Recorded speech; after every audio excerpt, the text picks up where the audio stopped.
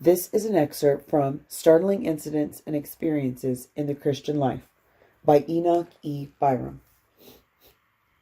The Woman Who Rebelled.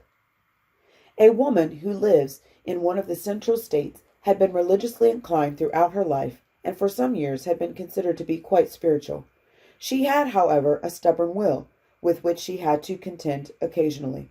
But by the help and grace of God, she was enabled to live a victorious life most of the time, and she enjoyed the fellowship of the people of God. In the course of time, something occurred that caused her to become antagonistic and somewhat stubborn. She was not willing to humble her heart nor be submissive in certain things, which were not only for her good, but for the good of others.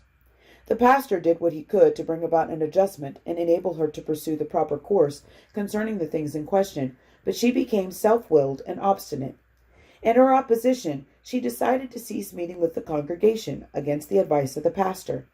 During this time, she felt wronged and believed that it was the duty of others to come to her and make acknowledgments and humble themselves before her. Otherwise, she would not meet with them. The pastor was baffled in his repeated efforts to restore her to the fellowship of the others in his congregation. For about 6 years, she refrained from attending services.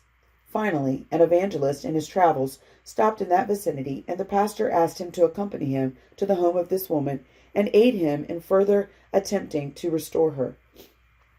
When they called at her home, she at first gave vent to her pent-up feelings, expressing her mind in regard to the condition of others and justifying herself.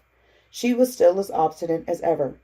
Finally, one of the brethren asked for the privilege of having a season of prayer, and while prayer was being offered, the woman's heart was touched with conviction, and she arose from her knees, weeping.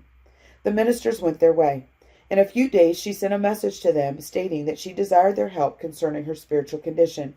During the week she had been praying and humbling her heart, and had found that she had been very rebellious and self-willed, and had thereby lost the grace of God. She had now become awakened to her real condition, which was lamentable.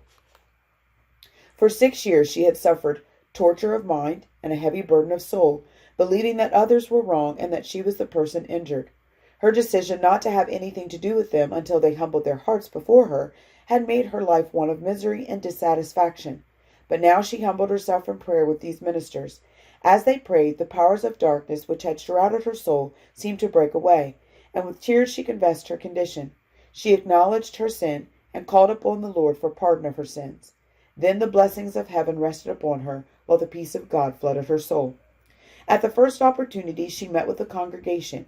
She found them rejoicing in the love of God and learned that they had been having glorious meetings during her long absence. It was then that she realized what she had lost through her rebellion. Although now her spirit blended in perfect fellowship with the others, and she rejoiced with them, and their supposed wrong had fled from her mind, so far as still holding them in error was concerned. She found that, when she had done her part in getting rid of the things that had broken the fellowship, the hindrances were gone. She was perfectly willing and ready to make her acknowledgments and warn others not to follow the course which she had pursued, and testified that for 6 years she had been denied the blessings of God because of her own being rebellious and wanting to have her own way.